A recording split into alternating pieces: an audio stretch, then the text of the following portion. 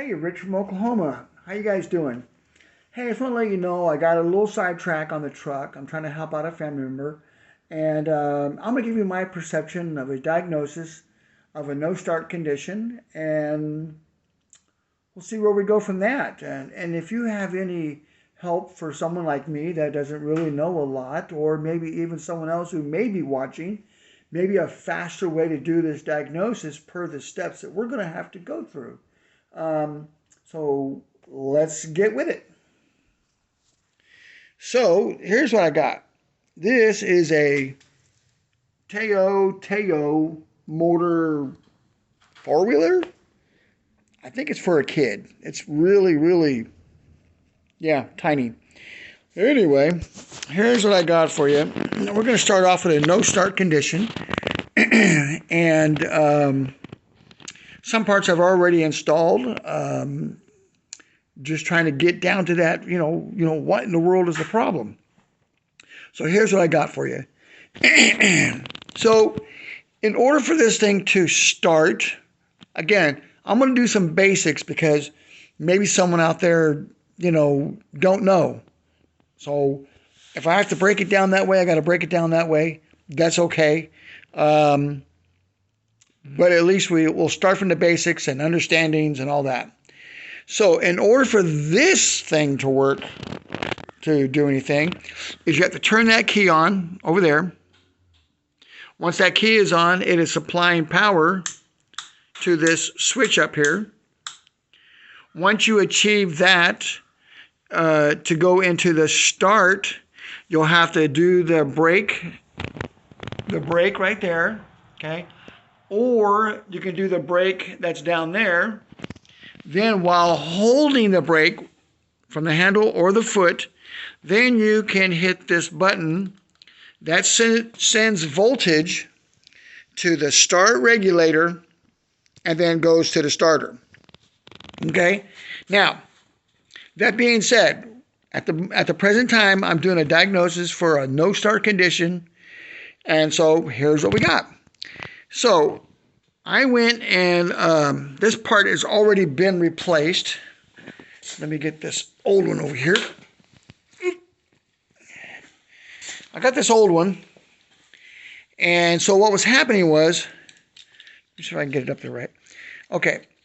So you would click this and like nothing was happening. So I did a voltage test. And I had 12 volts coming up to it. But then when you press a button and hold the brake, nothing was happening. I'm like, okay. So I disconnected it off of the plug. I ohmed the two wires that go to that switch. And there was no continuity with the ohm meter. So that tells me that the switch is bad. So with that, being I had power there, because you have to turn this on, off to get power. I had power there, but then that was as far as it went. So I ordered a new part, ordered a new switch. It comes as all one unit, which is pretty cool. Comes in all one unit. So again, I turn the key to put on position. I hit the button to go to the on position, and I go to hit the button along with hitting the brake, and yeah, there was nothing. So I opened up the harness to try to, now I want to remind you, I have never worked on one of these. So I couldn't find schematics. I couldn't find anything of how to work on this. Diagnosis-wise, there does seem to be quite a following of parts. I mean, it seems like all the parts are available. So, okay. So I opened everything up, and then I got to this little deal right here. So from what my research tells me, that this is some kind of a control box. And I guess there's supposed to be a remote with this. So when they're, the child is riding around, And if they look like they're about to get out of control, a parent or guardian can hit the remote and it'll kill the motor. So that way, hopefully, you can get the child out of trouble before they get into trouble. So what happened is I went and I turned all my stuff back on, the switch on here. I traced wiring down to this, and the red wire had voltage. I'm like, okay. My black wire, I tested for ground, and I have ground. I'm like, okay, we're good to go there. The other black wire, as you can see there, that is actually part of the antenna. And then so all I have left is this blue and gray wire. Now, mind you, I don't have a schematic, so I'm just trying to guess here of what's what. I'm assuming that the red wire, black wire, positive, that grounds the switch on the inside when everything is happy, and then it sends juice out between this blue and gray wire so that it can continue on doing whatever it needs to do to give the button here power to the start solenoid. So I ordered a new one. So I got the new one, and look, it comes with a remote. It's pretty cool. So I plug it in, right? So I plug it in, turn the key on, turn on the switch, hit the button. Now my start solenoid clicks. It doesn't make a buzzing noise. It just clicks like a thump, thump, thump, thump, thump as each time I'm pushing the button. I'm like, wow, okay. So with that, I go and I test my voltage on this side over here, which is the battery side, and I had 12.43 volts. I'm like, yeah, we're good to go. You know, that should be plenty. Then when I had tried to start it, I tested the voltage on the other side, and it only had about 4.5 upward to maybe 4.7. And obviously that's not enough to, get the starter to engage, if anything at all. So I said, wow, so maybe the battery is not good. So I go to the battery, and the battery is just like this, just a little old, it's not very big. So I go to put on there, and I go to the positive and the negative on the battery with my voltmeter, hit the button to start, and it went down to 4.3 to 4.6 volts. I'm like, wow, that thing is crazy. I said, well, maybe the battery is not good. Now, I don't have a way to test a battery like this other than using my voltmeter, which put under a load, it would drop down to 4 volts, which kind of tells me the battery's no good. So I take it to my local parts store. I have them take a look at it. They put it on their machine. They trickle it. And then test it. And they said, oh, you're good to go. I'm like, wow. Okay. So I come back here and I put the battery on there. The old battery. I go to test it once again, got great voltage over here, hit the button, it drops down to 4.5, 4.7 volts. And I'm like, oh my gosh, so I'm thinking maybe their thing is not right. Maybe the kid there didn't test it right. I don't know this vehicle at all other than this is me and you were looking at it for the first time. So I'm thinking, well, my voltmeter dropping down to that much, it's got to be the battery. So I go get another battery, I put it on, and when I go to hit here, my voltage is now like 12.57, really good. I go over here, and it's like 6.2, 6.3-ish, staying pretty solid, but it's not turning on the starter. And I was like, wow, that's crazy. So I said, okay. So then I went and took right to the positive side of the battery. I took a wire and I went directly to the starter itself. I mean, we're just going to go straight up.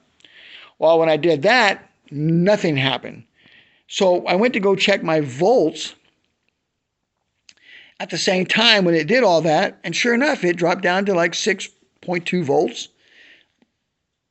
I'm like, okay. So either the starter is locked up or the motor is locked up, and this is why we're having this problem. So here I'm going to give you guys a little bit of a heads up. This is where I ran into the problem. Okay, you have to take this cover off. This has the stator in here. Okay, there's no liquid in there. It's just a stator. You have to take this off. I didn't know this, but there's a chain. Let me get this out of the way. There's a chain in here. Okay, and that chain goes around that gear on the starter. Okay, so with that, in order to get that out, you'll have it on this side. Again, you'll have to have that off. So I'm on this side here, okay? When you take it off, it has two little tensioners on the inside there. And also, don't worry about timing marks or anything like that, because they don't have none of that stuff on there. So it just drives the starter. So don't worry about that. So you have it in there. You take the 3 bolts out of the starter itself, pop it a little bit until you get a little more freedom, because it does have this O-ring on there. So it's going to be on there pretty good. So once you pop it, when you pull it out like this, that chain is going to be on there, and it's going to obviously put a little tension on there, okay? So what you're going to do is over on that side, you're going to tilt it up in the air like that, and then it'll pop off the chain, okay? Now, this is where I'm going to help you out a little bit, because I didn't know. If you go and pop that starter off from that side, it can be done. Absolutely. Because you'll wiggle it out and you'll get past the chain. Not a problem. But in order to reinstall the starter, you have to have this off. Because once you go in, you have to wiggle this back over on top of the gear mesh on the starter. So no matter what happens, that's got to come off. Okay, so let's move on. So going during my diagnostic, now we're going to the next step. Now, one, I want to be sure that I don't have just a starter problem, but maybe I want to make sure I don't have a locked up motor problem. Because I would hate to say, oh, it needs that, right? And then the motor's locked up. Because, you know, that would be my luck. So anyway, you can just take this, and as you can see, it moves free. So there's no issues as far as the motor being locked up. Now, I don't know if there's anything else wrong with the motor. All I know right now is I can't get it to start via the correct way of the handlebar, push button, through the start solenoid, and starter. Now, this is where the help is going to come in for you guys. I put my wire to that right there. I grounded the body, and nothing happened. So I'm like, well, okay. So me, I like to know things. I want to know what is going on to have this be a problem, because this gear on here don't move. So obviously it's pretty tight in there for whatever reason. So let me take this off right here. Pop that off. Okay. Then I got this here, and we're going to pull this out. All right. Let me set that down. Okay, hold on one second. Okay, now let's see here what's going on. So I'm looking for a problem. All right, so here's what we got. Let me see if we can get the light a little bit better. There we go. When you see the problem, I want you to subscribe. I want you to hit the like button. That'd be cool. If you do, thank you. But here we go. Tell me when you see the problem. No, not wet. Let me know. Uh, uh-oh. And there it is. That piece of copper wire was that in between that metal piece and the magnets on the inside, and that's what was locking it up. And there is the broken wire I'm assuming it's supposed to be attached to. So, can it be fixed? I really don't know because I can't really point it out. But inside of here, there's another wire that's also broke that probably goes underneath those. Let's see if I can back up. Between those 4 or 5 windings right there, and I don't know if I can even. I guess at some point in time someone could fix it, but I'm not fussing around due to the condition of the starter overall. So it's just to me it's not worth the hassle to try to make a repair like that. So we're just going to get another starter. So anyway, let me flip this back around. So I just want to put in my 2 cents. That's all it is. Like I said, and I've worked on one before. If this helps you, that's cool. If it does, give me a thumbs up. If it doesn't, that's okay too. Maybe you've already gone through this. But there's going to be someone out there that has not or does not know a good way to do a diagnosis. Now, the question being is a don't start condition. And because I've never worked on this before, someone is going to say, oh, it's the starter. They always do that. Well, this is the first time I've ever worked or even seen one of these things. So I can't use that analogy. I have to use the analogy customer stated does not start. And I had to start from there. And that was the steps I took to achieve the goal of the no start condition. Now, when I put the starter in and it has a running problem, that'll probably be the part 2 video of this situation. So we'll consider this to be part 1. And again, share, like, subscribe, be awesome. And now, as far as the 72, I'm still working on it. Matter of fact, I'm going to give you a little heads up. We've got a video coming out real soon. We got the motor transmission in. We started it. I'll be right back. So, regarding the 72, we're still on it. I went and put the motor and transmission in its place where it belongs. We started it and all that. And I have the vehicle at a different shop. So we're going to be bringing that home here pretty soon. It'll be inside this garage here. I have the bed right over there. We're almost done with the bed as far as primer, sealer, fixing all the dents and dings and all that kind of craziness. We're almost done with that. Working on 2 doors. I'll have videos of all of that coming up real soon. Just be patient with me. Got a lot going on right now. And but I wanted to help out with the 4-wheeler because, first of all, it's a family member and they would like it to be ridden so they can ride it and all that. So I'm in. Okay, hey, thank you all. Like, subscribe, share, and hopefully the starter will be here on Sunday, and I'll have another video out maybe on Tuesday of the part 2 of this. I'll be showing the putting back together, the starting, hopefully starting, running, and maybe me out there riding around on this little tiny thing. Anyway, hey, thanks for joining. Thanks for watching. We're gone.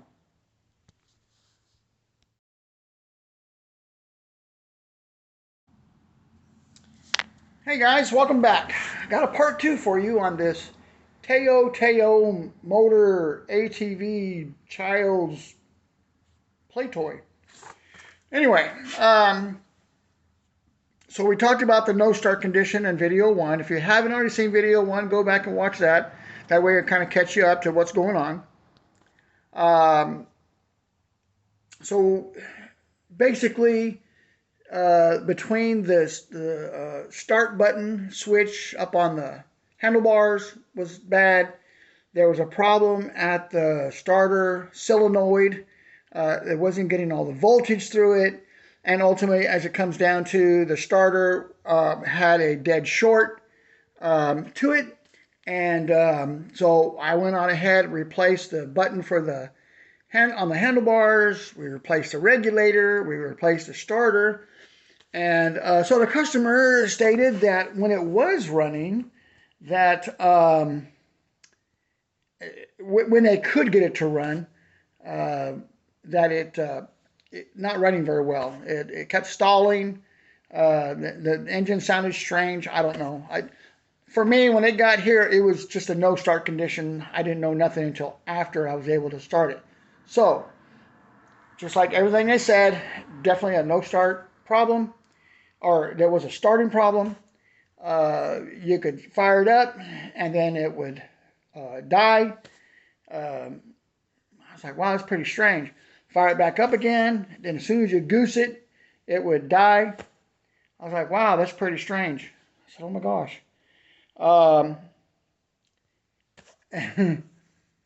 Don't rule this out, guys. Don't rule this out. I'm going to put up a picture here in a second. I don't know if it's going to be here or there, but it's going to be a picture here somewhere. There was a butterfly down inside the tank. Yes, a butterfly. And so what it was doing is, there wasn't very much fuel in the tank, so what was happening was, as you gave it the goose and it sucked it down a little bit, well, it would cover the hole. Anyway, so I got that out, and so yeah, you'll laugh at the picture. Anyway, so after that, I got it to run decent. I could throttle it. I could bring up the RPMs, but it was literally not idling. Idling was not its friend. So I'm like, okay, so what do we got to do to fix that problem? So that goes back to the carburetor problem. So what do we do? Okay, knowing that the fuel also in here was a yellowish color, I think I'm going to have a picture of that. I'll put that right after the butterfly. There was the fuel smelled really bad. Maybe it's been sitting for a while. I don't know. So I got rid of that fuel. I put new fuel inside of it. Now it runs better, but you could put your finger on there for the throttle, and man, just when it's just about at the base idle that it should be, boom, it stalled. Okay, so I farted around. I want to remind you, I have absolutely never, ever worked on one of these, but I'm not afraid of working on it because everything's got a carburetor, it's got a piston, it's got spark plugs, it's got a crank, it's no big deal. We'll just figure it out. So I'm going to show you what I got. Maybe it might help you, maybe it won't help you. I don't know, but I'm going to show you, and then y'all make that decision if it was a help or not. If it does help, hey, throw a like. Maybe even do a subscribe. Now, let me show you what I got, and then you guys can figure that out. All right, here we go. All right, so we are basically on the, hold on, let me get situated here. Basically, we're on the right side of this four-wheeler. Okay, let me get down on the ground here because this thing's for a child. Okay. I'm going to try to give you some tips and some hints here. Pay attention, or you could damage this carburetor. All right. Let me get my trusty little pointer. Yeah, it's just a quarter drive. Okay, this screw right here, right there, that screw is the air idle, not air, that is the idle adjustment. Okay? All it does is control idle. That's it. You can have high idle, low idle, whatever. This controls idle. So I turned this to the right. I got my RPMs up. I was able to let go of the throttle trigger, and then it was running on its own.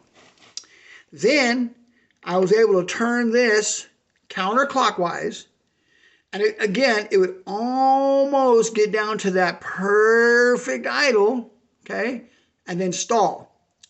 I said, oh my gosh. All right, so here's what we did. This being an original carburetor, which means no one has been inside of it messing around with it. Oh, let me get my trusty thing out. There's a screw right there. That is the air idle fuel mixture screw, okay? So don't confuse these two here. This is for idle only.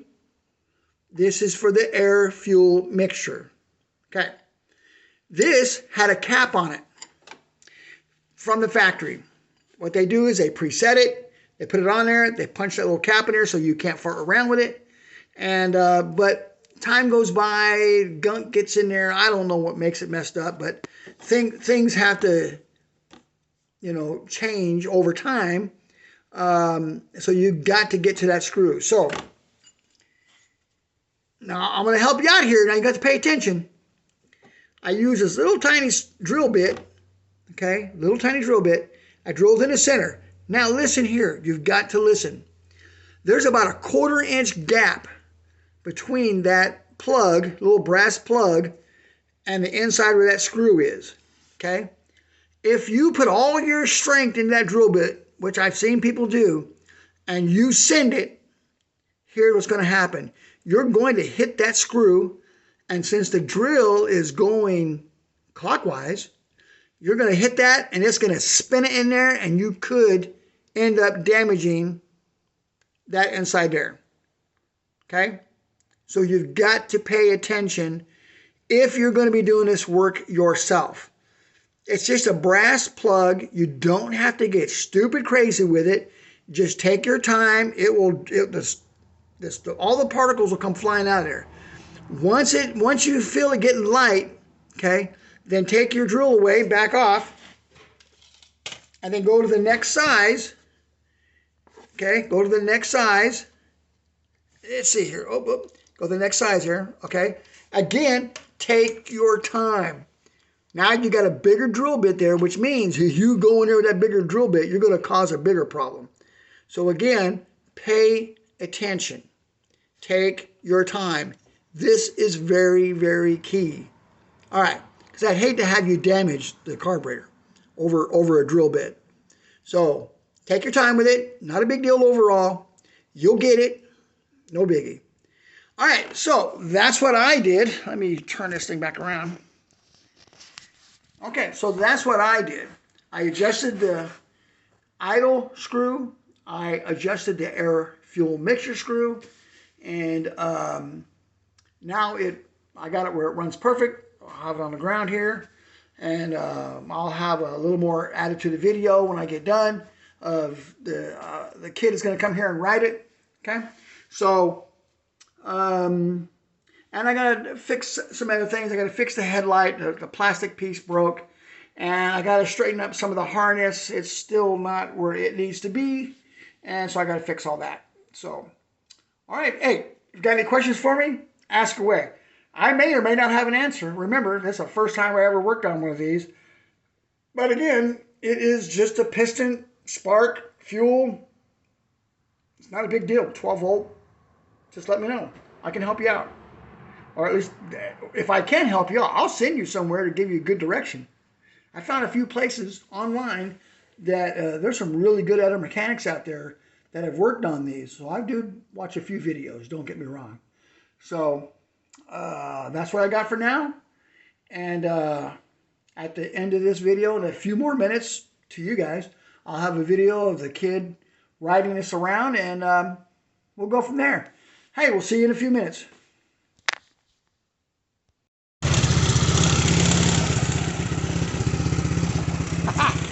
I got it. Idling on its own.